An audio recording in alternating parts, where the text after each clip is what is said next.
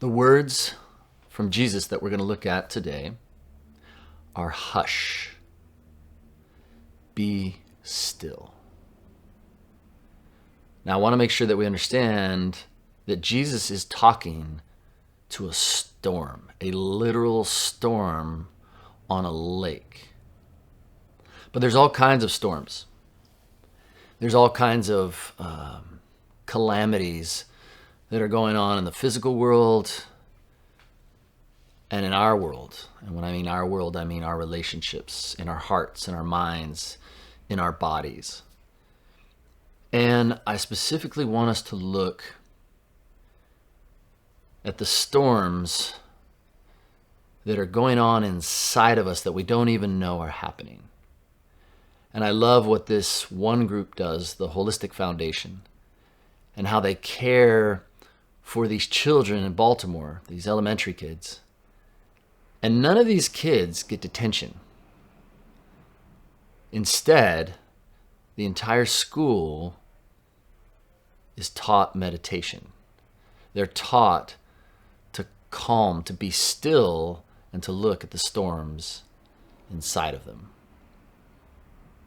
Go ahead, watch. What these kids experience, it's like a war zone out there. The environment in general with crime and drugs and just violence, it's like all these kids are experiencing PTSD. This is the war zone. It's not like they're going somewhere to war and then coming back here and they feel like that. They're in the midst of it. They're living in it.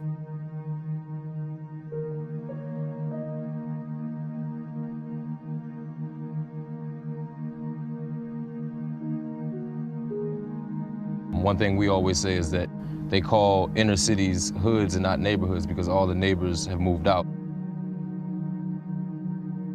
Honestly, that's one of the reasons why we wanted to start doing the work that we did, was to bring that love, that village, that family vibe back to our community. Hey, everybody on your masks! There's an elementary school right up the corner in our neighborhood, and we were like, well, let's talk to the principal. The principal's like, sure, whatever you want. So we're like, give us a list of all the kids that you think are the problem kids, you know what I mean?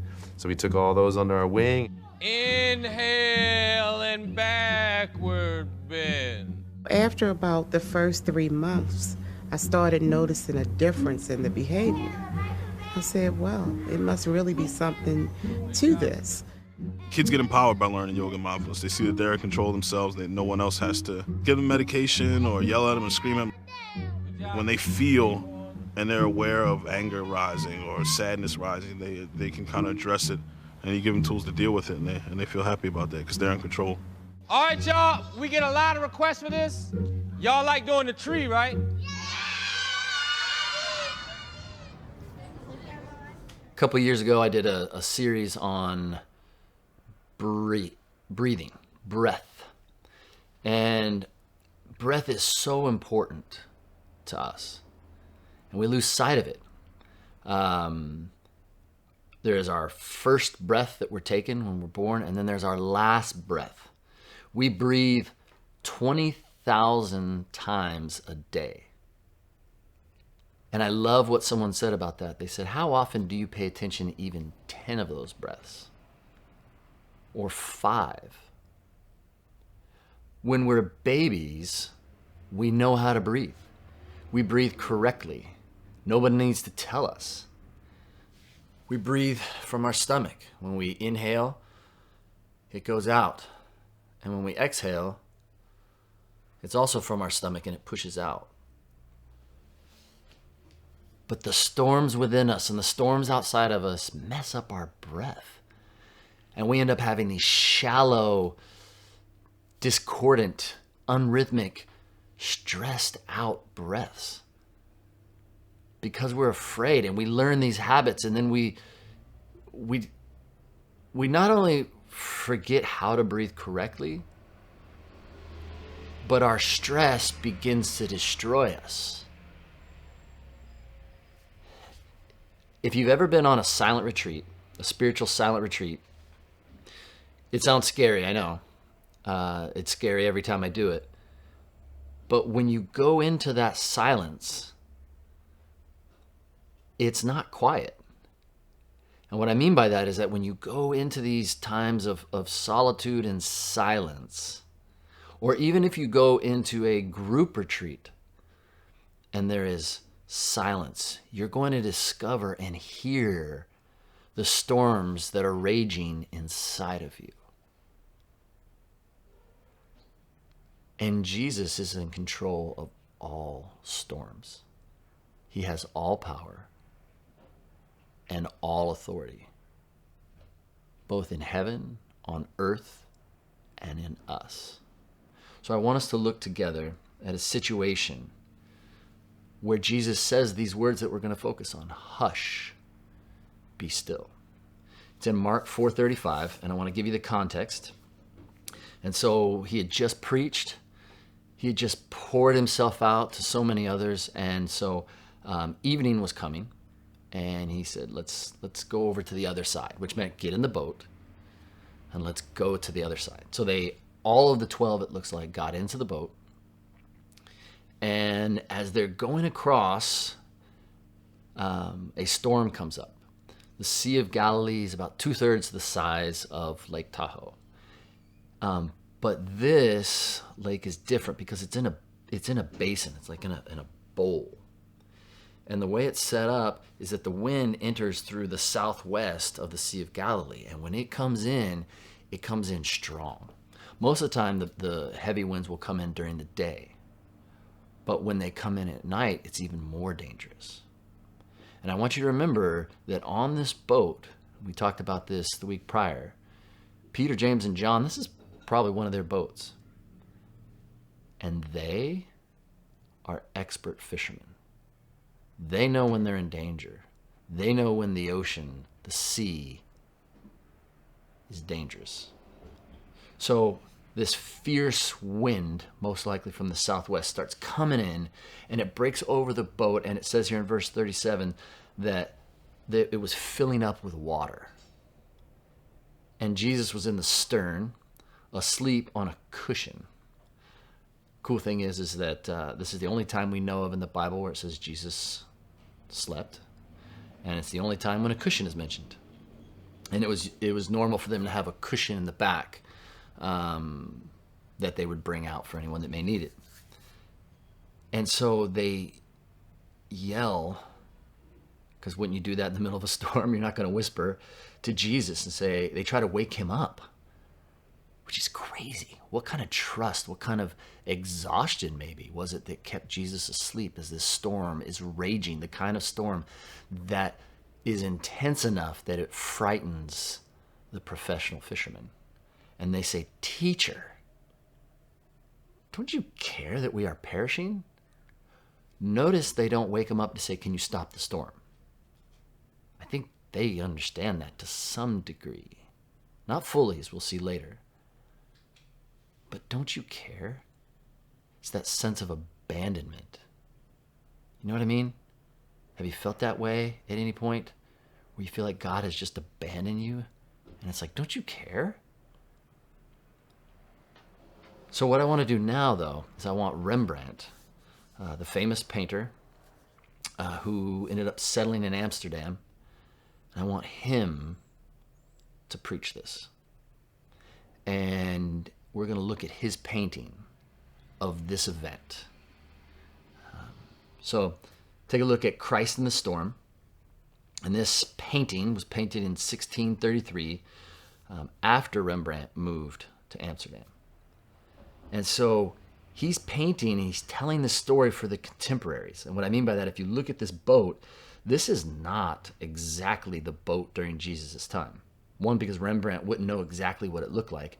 Notice there's a harpoon in the front of the boat. That's for where he lives, not for Jesus' time. So he's trying to communicate this to the people of his time. Now, there would have been some kind of mast for the boats of Jesus' time.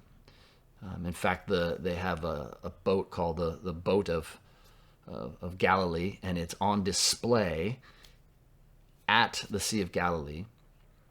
And there's a place there for a mast, but it's not the size of this one. But it's pretty close to this size. And I love the fact that when you look at this painting, your eye is going to be drawn to the storm. Notice how this is what Rembrandt did. He uses light and dark, and your attention is drawn to those waves. And this is probably a fairly accurate picture of the danger they were in. And notice that not only is our eye drawn to the storm, but all except for 3 are focused on their circumstance. The storm, that which is out of control, the danger that is in front of them. And if you look, and we'll try to zoom in for you, Rembrandt has painted himself in here. He's in blue, he's got his cap on, he's holding on to not only his cap but the rope, and he's just staring at us, the audience. Where are you in this boat? Are you trying to fix your circumstance like the 4 up top or the 5 up top? Are you like the guy just puking over the side right next to Rembrandt? Or are you like one of the 2 and the guy steering that have woken up Jesus and you're turning to him? Because the truth is, there's all kinds of storms that are going to come at us. Real storms like this. I live in Southern California. We deal with earthquakes, wind, fire. So there are physical dangers. And then there's the storms just rise up all the time. One minute you're healthy, the next minute you're sick. One minute you're wealthy, the next you've lost everything. Maybe another storm to look at is that you have nothing and all of a sudden there's a windfall. You're in a relationship and now you're not. You're close with your neighbor and then next thing you know you're being sued by them. You're at work and then now you don't have a job. There's all kinds of changes. We are frail human beings in a dangerous world. And so often we're going to be in a situation of fear like they are. And our breathing is going to be all messed up. We're going to be in a situation where we're not breathing from our stomach. We're not like a baby at peace. We are freaking out. But now let's look at what Jesus does. He gets up, and it says he rebukes the wind. Notice he talks to the wind first. So it says he rebukes the wind, and then he speaks to the sea. Hush, be still. This word hush is also translated peace, but it's not the word shalom. It's a different word. The word shalom means to have everything put in its proper place. But it's used in 2 ways: the cessation of war, the end of war, but more appropriately in this circumstance, it's saying to be quiet, for there to be calm. It's almost like if you're speaking to a child and you say, calm, that's enough. That's enough. I don't know if he yelled it. I don't know if he said it in normal tone. I don't know if Jesus whispered it. Doesn't matter. He speaks. Hush, be still. And the wind died down, and it became perfectly calm. And he said to them, why are you afraid? Do you still have no faith? And this is my question. What does he mean by you don't have faith? You don't have faith in me? You don't have faith in my Father? You don't have faith in this situation? So often we're turning to God for him to give us what we want. But more importantly, it's not that he pulled him out of the storm. It's where's your trust? Where's your faith? Are you turning to me? Or do you just know that I have this under control? Did you think I would abandon you? Do you think I would leave you? Jesus clearly says later, I will never leave you or forsake you. It may feel that way sometimes. In fact, I think this painting by Rembrandt is appropriate for this time that we have been through and now we're kind of coming out of with this pandemic. There's been so many times where you're like, God, where are you? Like things are turned upside down and I don't know if I'm going to make it. And so many of us are still dealing with the emotional storms inside of us. There's still trauma. There's still this understanding that at any moment, everything could be taken away. And that's always a wake-up call. I mean, when you think about these fishermen, they're professionals. And you can be a professional in something. You can be so familiar with something, and then when it turns on you, you realize how small you are because you felt like you were in control. I feel like that so often in the ocean. I mean, I've grown up surfing. I've grown up being out on the ocean, and you can have that false sense of security where you're like, I got this. I kind of know what I'm doing. And then you realize the power of the ocean. And I've been dragged all the way to the beach and just sat there thinking, how did I get into this situation? How did this happen? I am so small. But God has the power. He has the authority. And Jesus is making that clear here. Hush. Be still. And the ocean listens to him. It says that the wind died down and it became perfectly calm. I mean, think of the painting. That's what it looked like. And then it's calm. And if you've ever been in a situation where you're in water and all of a sudden it just stops, there's still the rip. There's still the up and down of the water. And then it slowly comes and it's calm. And you can just picture everyone in that boat trying to figure out what just happened. Wait, we were just dying and now the water is... And it says that after he asked them, why are you afraid? Do you still have no faith? It says they became even more afraid. And they said to one another, who then is this, that even the wind and the sea obey him? So why are they afraid now? Because they're in the presence of the one who has all power and authority, and it's beginning to dawn on them. Has it dawned on you? Do you need to be reminded? Or is this the first time you're hearing this, that God is in control? And when we surrender to him, it may seem like he's asleep sometimes, but he is in control. All power and authority has been given to him. After all this, do you still have no faith? Why are we afraid? We have nothing to fear because we belong to him. There's another place in the Word of God where God says, be still and know that I am God. It's in Psalm 46:10. Be still and know that I am God. And in this scene, in this context, it's a context of war.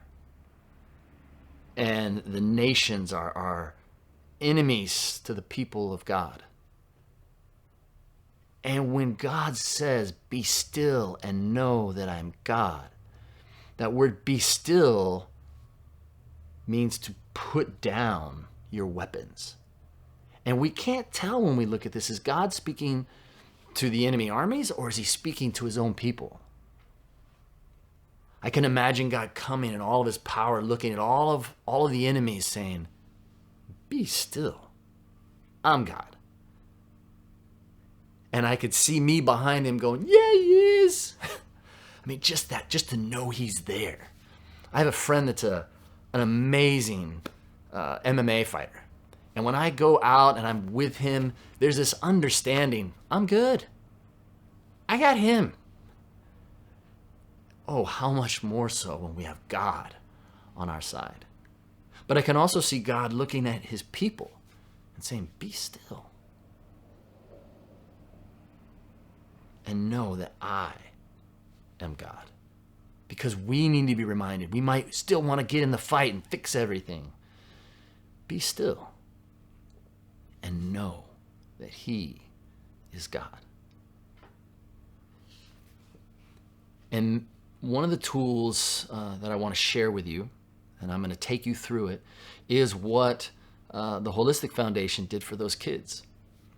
This is what we're going to do is meditative prayer. I try to meditate every day. I don't always do it every day.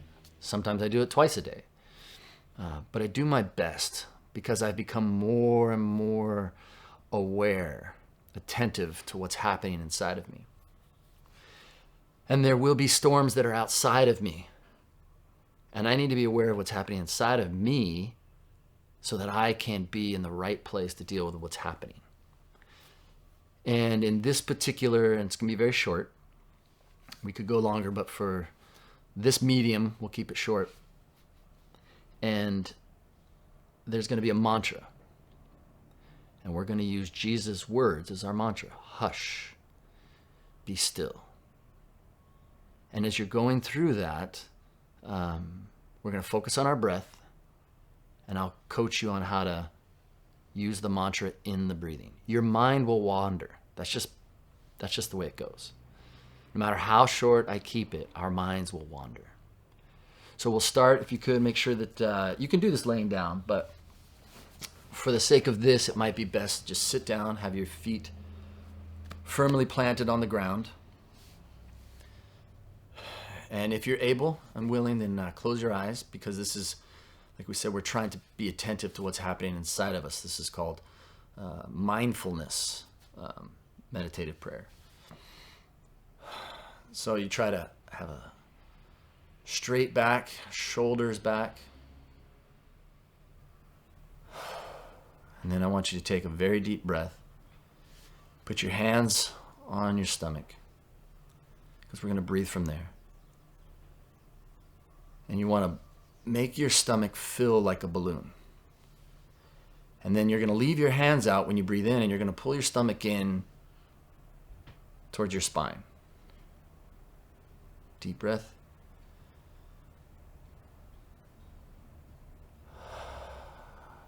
Out.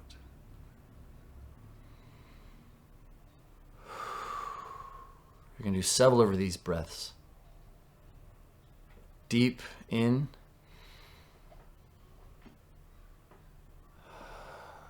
And then out. As you do this, you'll notice that your shoulders will probably drop.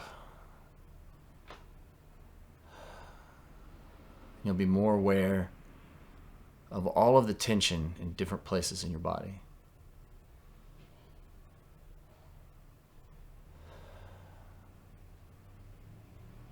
And as you're paying attention to the tension in your body, you'll realize that you are much more in the middle of a storm than you realized.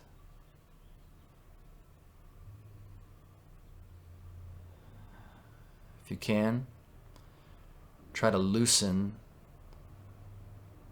the micro muscles on your face, around your eyes. Try to make your brow and your forehead smooth.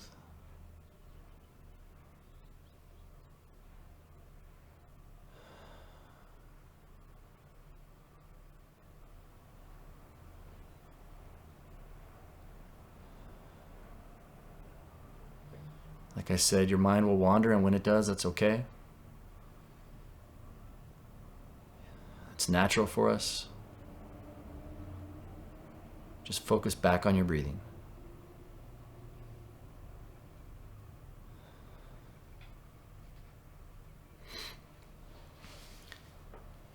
You can now put your hands in your lap, either down or up.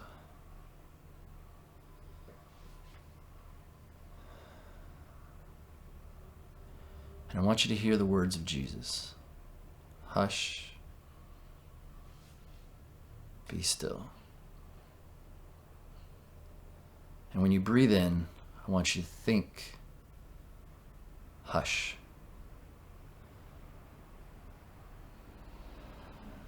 And when you breathe out, be still.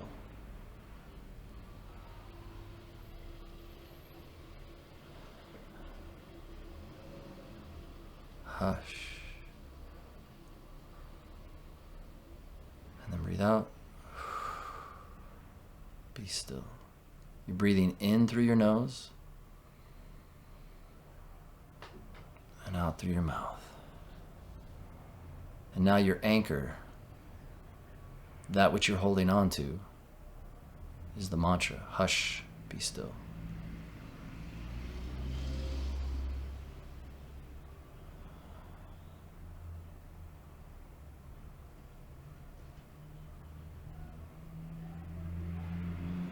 I'll be quiet here for a minute, and I want you to focus on your breathing and especially on the mantra.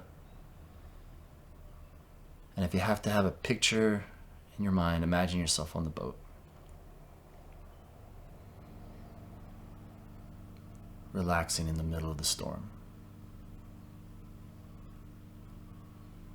Knowing that Jesus has all power and authority.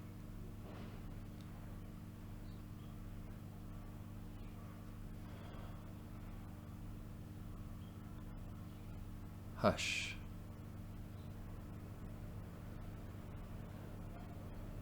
Be still.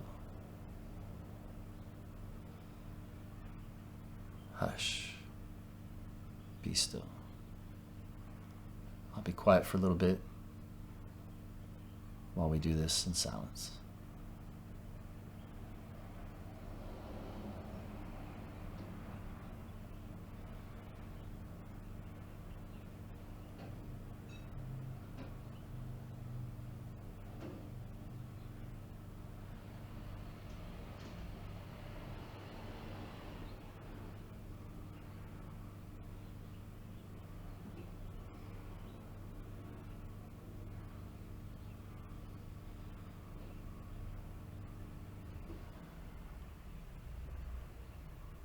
If you want to go longer, you can just ignore me. And you can keep breathing and praying. Every time I meditate, I find myself unable not to pray. Sometimes just listening to the Holy Spirit that's within me. And most of the time it's quiet. But sometimes I hear that still small voice. And sometimes, like in these prayers of mantra, I need to hear the words of Jesus calming me, reminding me there's nothing to be afraid of because my trust is in Him. When you are ready,